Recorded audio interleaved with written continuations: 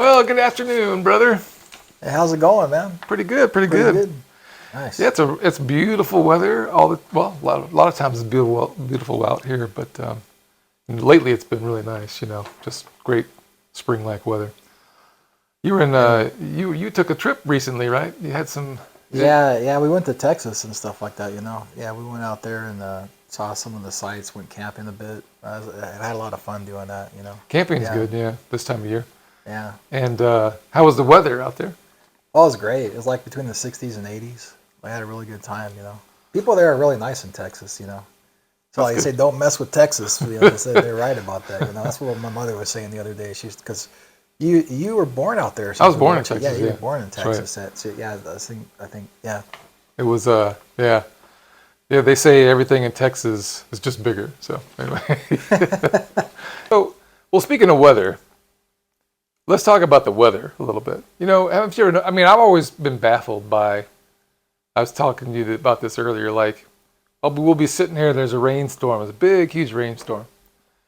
It'll be like rain into the south, rain into the east, rain into the west, and rain into the north, but not right where I am. You can almost see the rain dropping, and so sometimes weather does these weird things. Point number 1. Airplanes or jets emit either contrails or chemtrails. Most of the time they are contrails, but chemtrails exist as well. They used to talk about, you ever heard of, like some of our friends and family would say, and you see this on the news all the time, that, there's chemtrails and they're spraying stuff everywhere in the atmosphere, and they're changing all these things in the weather and stuff, and I never believed any of that stuff. Did you ever believe any of those things about chemtrails? Well, no, I believe in chemtrails and stuff. Yeah. Well, I'm talking about No, I believe. They say it's just contrails. That's what they say. What's the difference between a chemtrail and a contrail? Well, chemtrails, they spray out chemicals, right? Contrail is just water vapor coming out and stuff. So it's like an airplane that flies, like a commercial airplane. You see it up in the sky, 747 or whatever, flying. I don't know.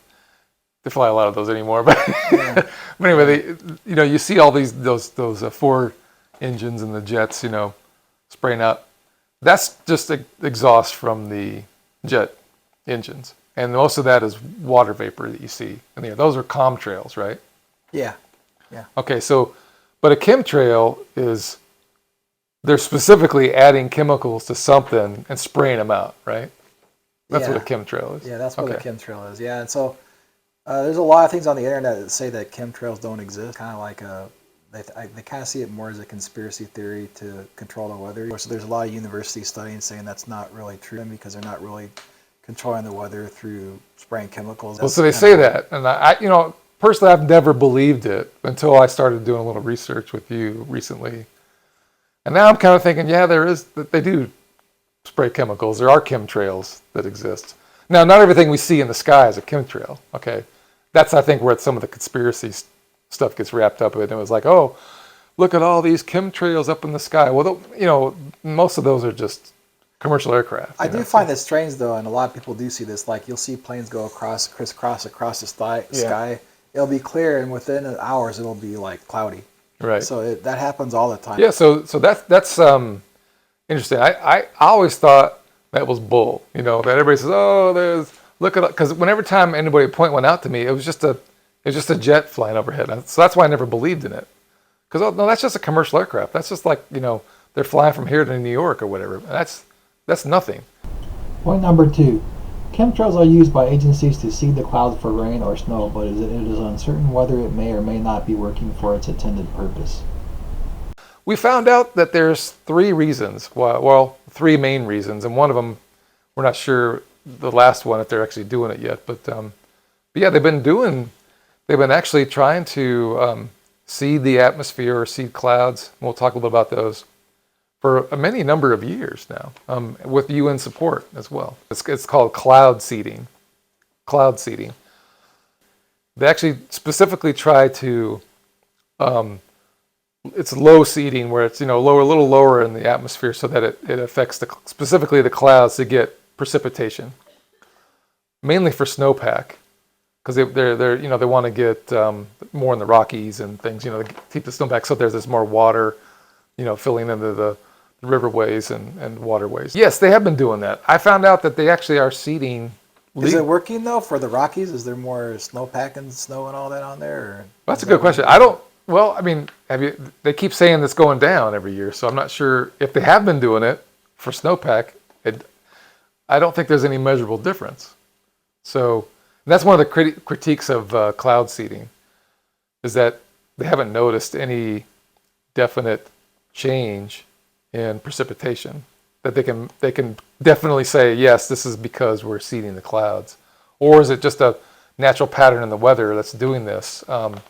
So it's very difficult to say, but they've been doing it for a number of years. In fact, 11 states in the western United States do this. Arizona's not one of them, by the way. We don't. Arizona doesn't do it. It's not legal yet, I guess, in there. Well, at least that's what they're saying. Maybe they do it without us knowing it, but California is definitely one, and a lot of other western United States, Colorado, Wyoming, and stuff. Point number 3. Cloud seeding with silver iodide has adverse effects such as being harmful to the body and affecting weather patterns in other areas of the U.S. or worldwide. What they seed it with is silver iodide. Sometimes they use dry ice or other salts and things, but most of it is silver iodide. That's what helps they think helps the clouds to precipitate more. Well, that's some of the critiques, is that it's not really doing anything, although it may be doing something. They're not really sure yet. But number 2 is that they're worried about using silver iodide because it's caustic to the body. Now they're saying that by the time it precipitates down, it's not really that harmful to people, which is probably true. But will that start to collect into our groundwater system to the point where there's a concentration of it somewhere? So what they're worried about also too is that it may cause problems in the weather pattern. By the time the clouds build up and have an effect, it's not necessarily where you think it's going to be. It's somewhere else, And so maybe you're flooding a place way over, by the time it gets over to, traveling towards the east, maybe you got, a situation where it's not actually raining where it's supposed to. Point number 4. Chemtrails that spray out specific particulate chemicals have been sponsored by the United Nations and purport to help cool the atmosphere and have been going on and will continue for many decades.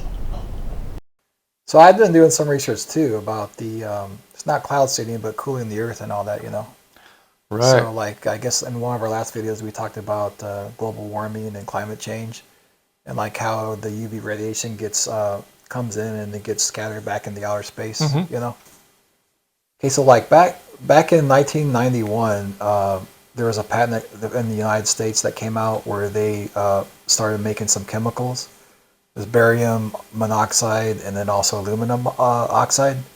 And so what they wanted to do is they wanted to spray those so that they could remove the carbon dioxide from the air. Yeah. And then lower the temperature. And what happens is the barium monoxide forms carbonates. Barium carbonates, and then the radiation comes in, and then it gets scattered back out it gets reflected back out into the outer space. Okay. And so they're hoping that cools. Yeah, it should cool the earth and all that. A little bit, yeah. Yeah, but also takes a little bit of the CO2 out of the air. Right. They presented their results to the UN in around 2000, and the UN saw that there was some kind of cooling going on. So they said, well, we're going to do this for 50 years now. We're going to do some chemtrails, and we're going to spray barium oxide and aluminum oxide into the atmosphere so that we can cool. And they're only doing this in the United States and stuff too. So I don't know how it's affecting the rest of the world. But they do it in the stratosphere, right? Yeah, they do it in the stratosphere. Point number 5. The aluminum oxide sprayed into the stratosphere may be causing harmful weather patterns in the U.S. and other places. In addition, barium is quite toxic to the body if ingested. So now the aluminum oxide, that might be a problem because there's an article written from some authors in the Middle East. And they're saying that aluminum oxide has some problems. It causes some problems with the weather, and that it'll mess with the electric field and then the temperature layers in the earth and the atmosphere, so that they cause heat waves and some things like hurricanes. So they're thinking that it might cause weather problems, other than cooling the Earth. Right. Okay, Yeah. interesting. They're just saying that with the aluminum oxide. Okay, so when we put it in the stratosphere, and the stratosphere is from like roughly 30,000 feet up to like 100, more than 150,000 feet. So airplanes can fly up in there and spray in the stratosphere. But you're talking about up in the stratosphere, you got wind patterns that are moving pretty rapidly. So I don't know if they're calculating. They may not know this, but I mean, by the time the barium oxide scrubs the CO2 and then it's reflecting out the harmful rays from the sun, but it's also going to eventually precipitate on the ground, right? I would think. I would think so too. Yeah. But where that's going to be may be anybody's guess. Well, barium's not good. I mean, so that's a good point. So like if barium precipitates to the ground and stuff from the atmosphere, from the particulates, then it might get into the groundwater, and then we ingest it because it's like the silver iodide you were talking about. It's a bit toxic if you ingest it. So that's the thing. I mean, so when you talk about if it's just over the United States, I don't think it's going to end up just over the United States. I guess is what I'm saying. And so, especially in the stratosphere, so a lot of wind patterns up there, and you got the jet stream as well. So there's going to be some barium oxide coming out somewhere, some barium coming out, another place. And like you're saying, it may be causing other weather patterns that aren't great either. Point number 6. In summary, trying to manipulate the atmosphere could have unintended consequences associated with the weather and the environment.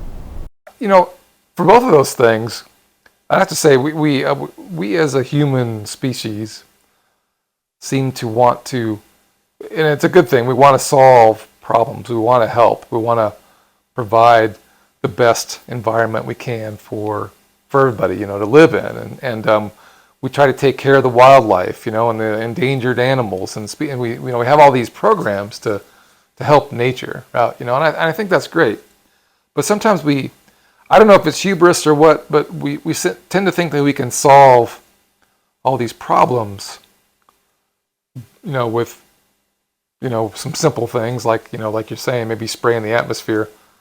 Hey, that's a great idea. Sounds like, well, just block the sun a little bit. That's great. But is that great? I mean, that may be causing some unintended consequences. And like we're talking about, I mean, just having barium on the ground, I mean, is just one of them. But the more and more we mess with, what was that old commercial? It's not nice to fool with Mother Nature. You don't want to mess with Mother Nature, right? Too much. Now, we can do a little bit, but I think we may cause more problems than we're solving at some point. And we're going to go, oops, well, that was a bad idea. Shoot, there's nothing we can do about it now. We're doing it for 50 years, And so now, what have we been doing is sort of lock ourselves into this problem. And so, okay, well, we'll leave it there then. And so until next time, we're the Climate Change Brothers. We try to talk about everything we can that affects climate change and global warming. So there you have it.